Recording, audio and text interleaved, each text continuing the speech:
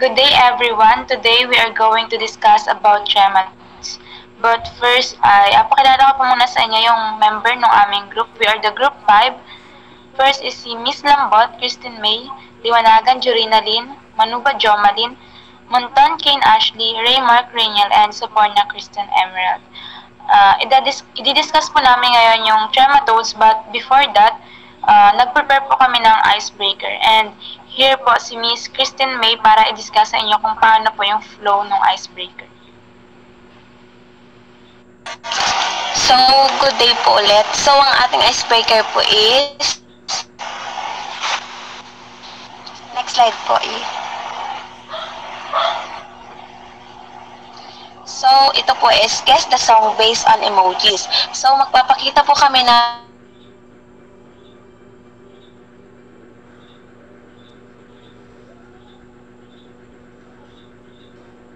ang mga larawan, then hulaan niyo po yung mga words na kalakip ng larawan. So, next po.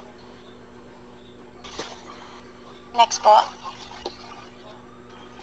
So, ito po yung first picture po natin. Bibigyan po namin kayo ng mga 10 seconds para po hulaan kung ano po yung words na kalakip nitong picture. Pwede nyo pong i-pause kung medyo nahihirapan po kayo, then i-play nyo po kapag okay na.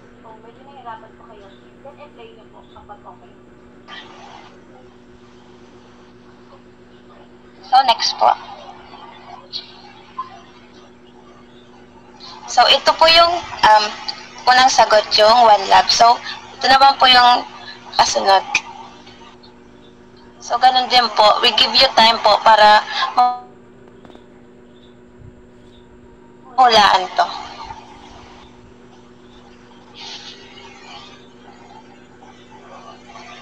So, next po. So, ito po yung second words, unchained melody. Unchained melody. Our third picture po.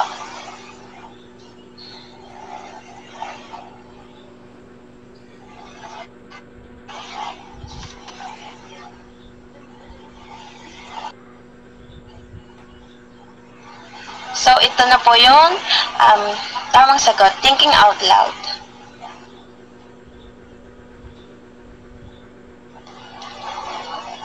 And our last picture.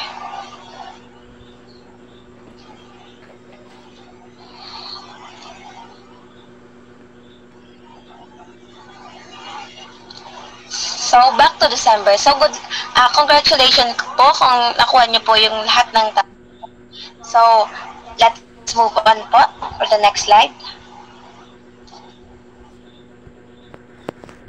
Orchis is a river fluke parasite that humans can get by eating raw or tender-cooked fish from areas where the parasite is found across parts of Asia. Clonorchis is also known as the Chinese or Oriental liver fluke.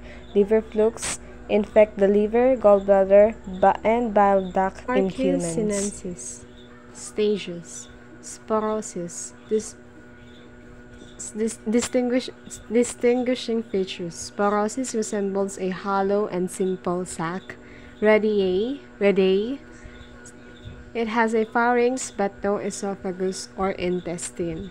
Cercarae resembles a small adult with tail which loses upon penetration of the second intermediate host.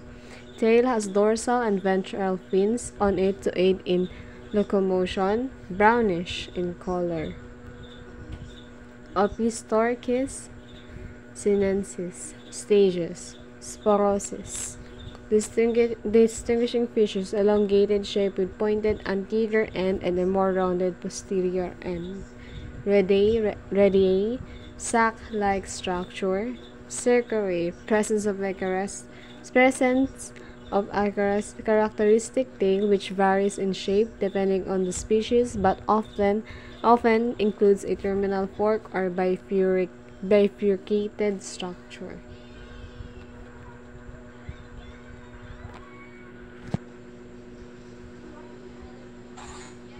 So now next, the schistosomiasis. So schistosomiasis, also known as bilharzia or nail fever, is a parasitic disease caused by the several species of flatworms belonging to the genus Schistosoma. They have three main species of Schistosoma. They have Schistosoma mansoni, Schistosoma japonicum, Schistosoma hematobium. So first is Schistosoma mansoni. So it's a species of trematode parasite commonly known as the blood flock that causes intestinal cystomiasis in humans. They have causes in is primary affecting the intestinal and liver. Is found of part of Africa and South America. So the distinguishes features is a large 114 to 100 am long by 45 to 70 wide, anterior and intake the slightly curved, have a characteristic shape with a prominent lateral spine near to the posterior end. So next is Schistosoma japonicum. Is a species of trematode parasite commonly known as the blood flock. Same po sa Schistosoma mansoni but magkaiba po sila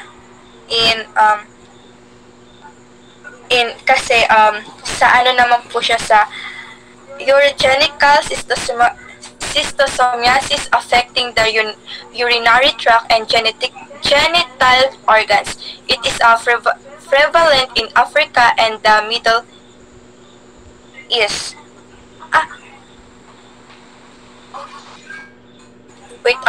Wrong po pala, ano po pala siya sa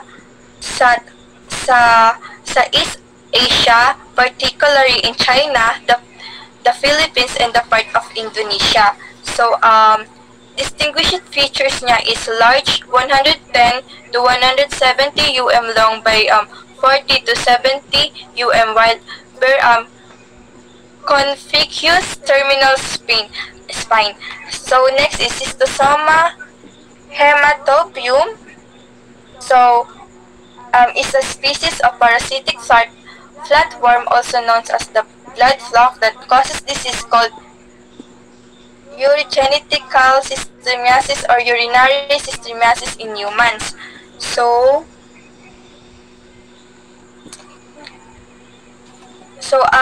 distinguishes feature niya ay large and more rounded than other species, measuring 70 to 100 long by 55 to 64 wide.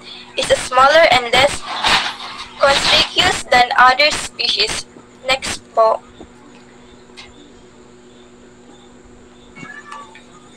So may other po siyang specimen. So Schistosoma intercalatum and Schistosoma meconici. So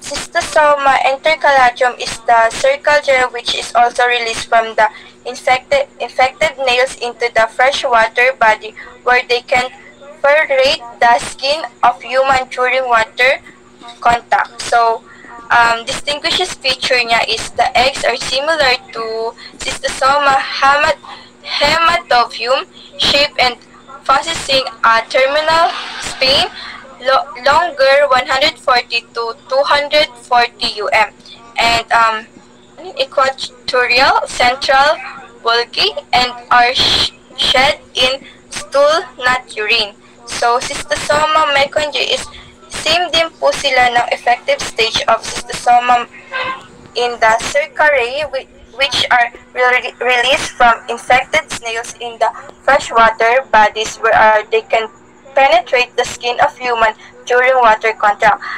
Distinguishes feature niya ay the egg are similar to Schistosoma japonicum but are generally smaller, 50 to 60 by 40 to 65 They also contain a small inconspicuous spine and are shed in tool.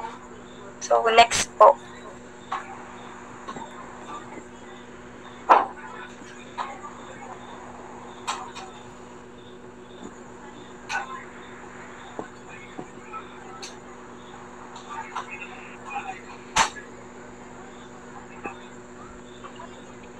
So, proceed na po po tayo sa Fasciola spp. So, ang Fasciola spp is commonly known as liver fluke, and we have 3 stages: the sporocysts, radiae, and cercariae. And kita po natin sa specimen na meron siyang distinguishing features na a well-developed germinal sac containing daughter radiae. And sa radiae naman po ng Fasciola spp, a prominent pharynx and well-developed reproductive organs, including testes and ovaries. So, pagdating naman po sa specimen ng cercariae ng Fasciola spp, ang distinguishing feature po niya is a forked tail, which is characteristic of the cercaria stage in the life cycle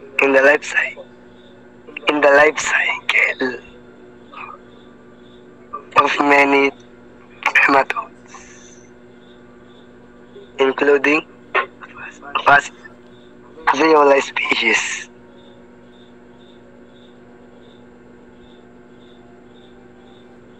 Next na po.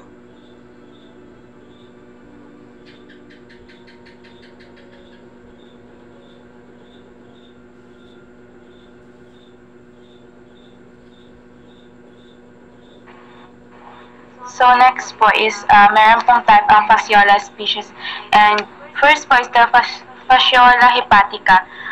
Ito po is also known as the common liver fluke or sheep liver fluke, and considered as a parasitic trematode, and ang shape po niya is flatworm, and type po siya ng helminth. A parasitic trematode of the class Trematoda or a phylum Platyhelminths. And ang Fasciola hepatica po is nagkakakos ng disease like fasciolosis or fascioliasis. And yung fasciolasis po is currently classified as a plant or foodborne trematode infection, often acquired through eating the parasite Metacercariae encysted on plants. And next slide. And discuss po mamaya kung paano yung flow nung yung life cycle po ng Fasciola hepatica.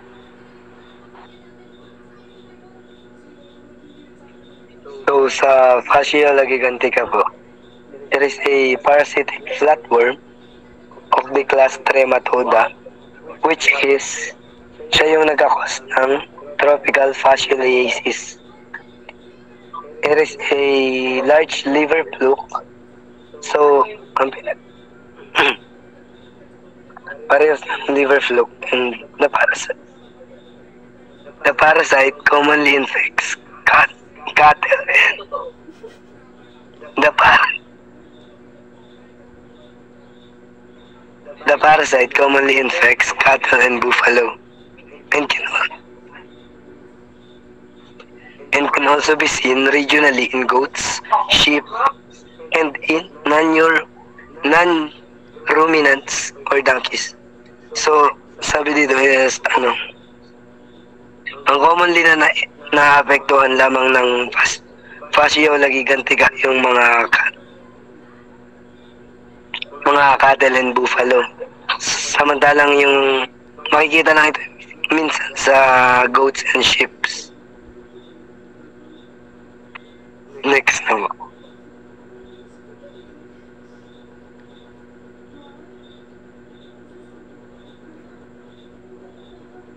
So, ito naman po yung life cycle ng Fasciola species, yung dalawang Fasciola species which is the Fasciola gigantica at Fasciola hepatica. So, first po is dun sa unembryonated eggs are passed in feces. So, immature eggs are discharged in the biliary ducts and pass in the stool. And after that, eggs become embryonated in fresh water over 2 weeks po. Then, next po is yung embryonated eggs is mag-release po siya ng meracidia, which invade a suitable snail intermediate host. So, ang kadalasang intermediate host dito is po yung snail. In the snail, the parasite undergoes several development stages. Yung po yung stages na sporocyst and radae and cercare. The cercare are released from the snail and the insist as metacercare on aquatic vegetation or other substrates.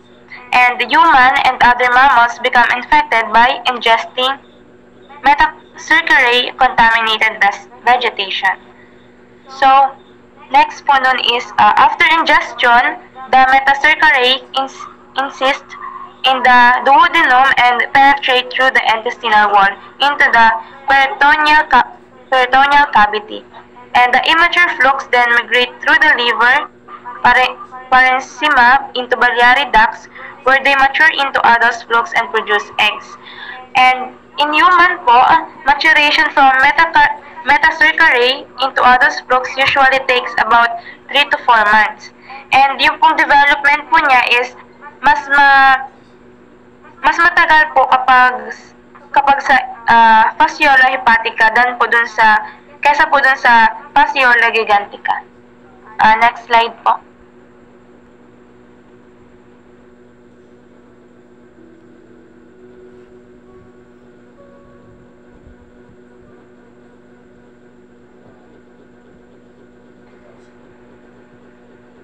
So, ito pong next slide ay kay Jorina rin po, kaso po ay masama po yung pakiramdam niya, kaya binigay na lang po niya sa akin kung ano yung kanyang part. Nagbigay po siya ng explanation. So, sa Fasciolopsis busci po is meron po tayong 3 stages. Again, yung pong sporocyst, radae, and cercare. So, yan po yung illustration ng specimen sa sporocyst, and based po sa kanyang explanation, it means that there are groups of germinal cells arranged in a specific pattern inside the sporocyst. And ito yung bahagi ng isang organism na kung saan ay dito nagaganap yung pagbuo po ng mga organs. Bale, sa pamamagitan po ng pagsasaayos ng mga germinal cells sa loob ng sporocyst, ay nakakagawa sila ng shape or ng pattern. Then, doon sa radae, ay yan po yung illustration. And then, it means that there are no noticeable and fully developed throat-like structure called the pharynx. And additionally po, the reproductive organs such as ovaries and testes are positioned inside the body of radae. And it is a type of larval stage in a certain organism. And lastly, yung sa cercare, yan po yung sa illustration niya, makikita niyo naman po yung difference between po dun sa tatlo. And it means that this species has a tail and that is wide and shaped like spatula. This is unique to this species that defines characteristics of the species within Fasciolidae family, which is a group of organisms that share similar characteristics and are related to each other. Next slide po. So, good day po again. So, our next topic, our next stage, Paragonimius westermanni. So, here we have 3 stages: sporocyst, radae, and cercare. So, the first stage, it has distinguished features. Makita naman natin sa specimen. Dito na-develop into sac-like sporocyst, luces et cilia. So, the myracidium burrows into the soft tissue of the snail, loses its cilia, and develop into sacs-like sporocyst. So, sa radae naman is the radae of pre-western Paragonimius westermanni are light yellow in color. So, hindi na po naman siya nakulayan, pero let's imagine na lang, or imagine lang natin na color yellow siya, and elliptical in shape. They have no appendages, but they do have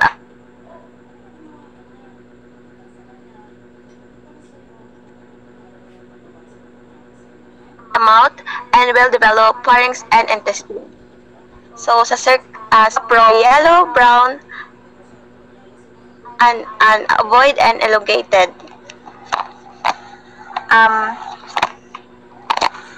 Where it will increase and become metasecaria. So, yung metasecaria is a tailless and late larva of endogenetic trematodes that is usually the from which is infective for the definitive host. So, next po.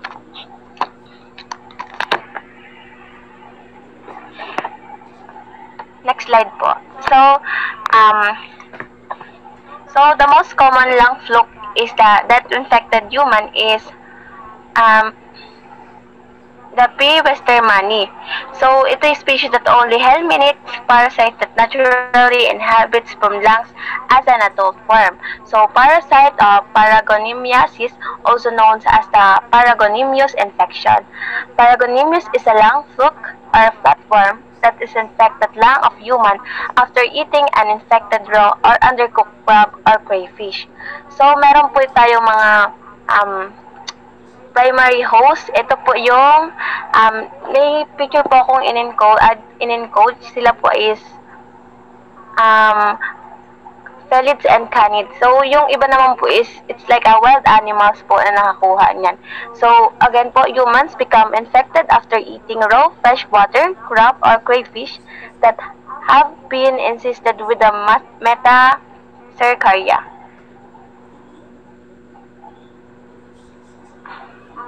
Paragonimius westermani is the most common species of the lung fluke that infect humans causing by paragonimiasis. So, thank you po. Next slide po.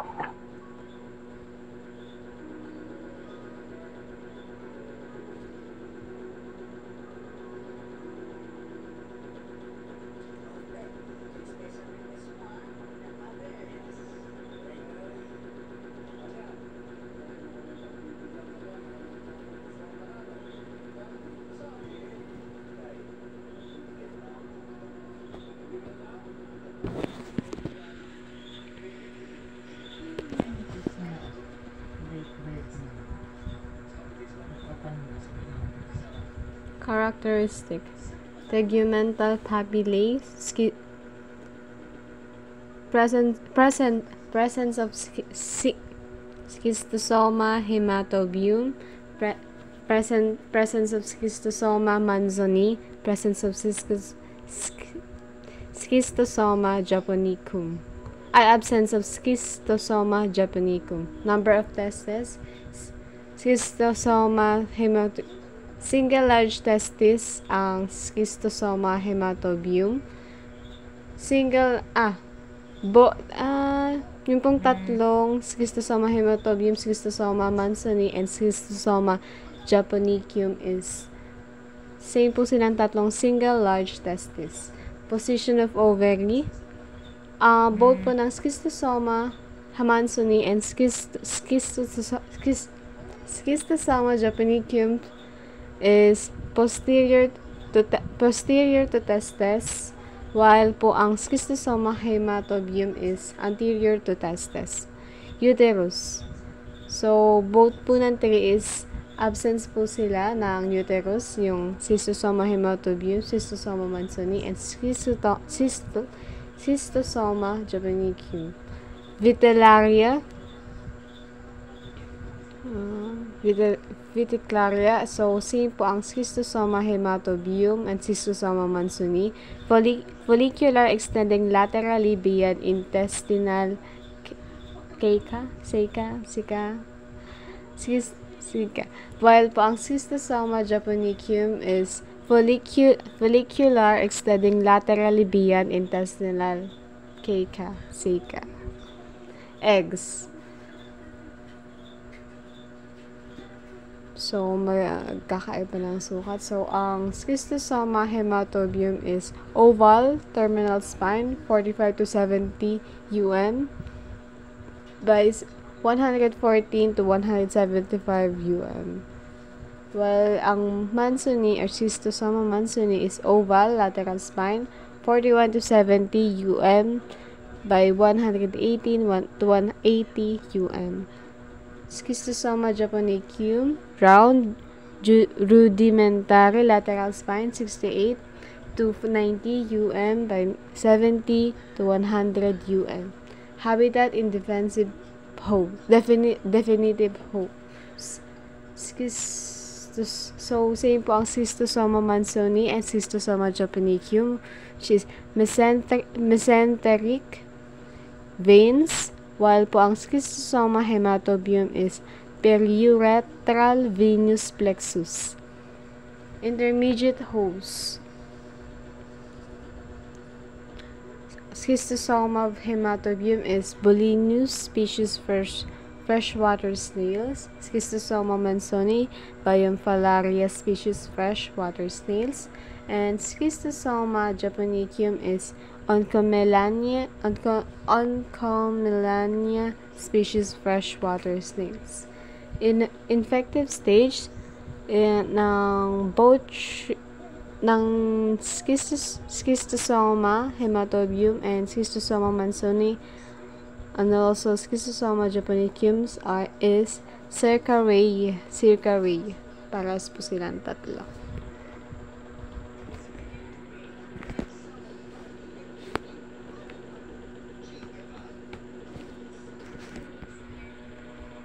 So, doon na po nagtatapos ang aming reports. Sana po may naintindihan po kayo. Thank you.